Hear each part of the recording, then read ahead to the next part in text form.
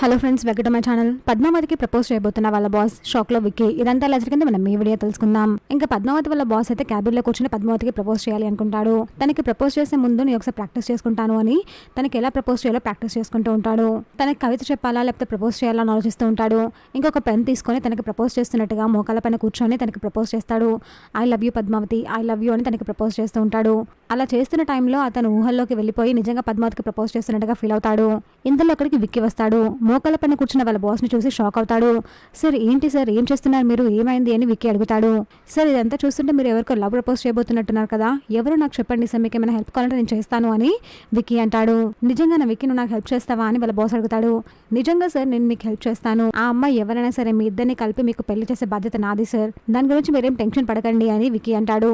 చాలా థ్యాంక్స్ విక్కీ, నువ్వు హెల్ప్ చేస్తే త్వరగానే సాల్వ్ అయిపోతుంది అనుకుంటాను అని వాళ్ళ బాస్ అంటాడు. సరే ఇంతకీ ఎవరికి ప్రపోజ్ చేయబోతున్నాడు సార్, ఎవరా అమ్మాయి అని విక్కీ అడుగుతాడు. అది అది అని వాళ్ళ బాస్ సిగ్గుపడుతూ ఉంటాడు. చెప్పండి సార్, ఏం పర్లేదు, మీ ఇద్దరిని కలిపి బాధ్యత నాది అని వాళ్ళ బాస్ కి హామీ ఇస్తాడు. అతను ప్రపోజ్ చేయబోయేది పద్మావతికి అని తెలియక విక్కీ అయితే హామీ ఇస్తాడు. చూసాక ఫ్రెండ్స్ మరి ఏం జరగబోతుందో, ఇలాంటి జెన్యూన్ అండ్ అప్డేట్స్ కోసం మా వీడియోకి లైక్ చేసి ఛానల్ ని సబ్స్క్రైబ్ చేసుకోండి.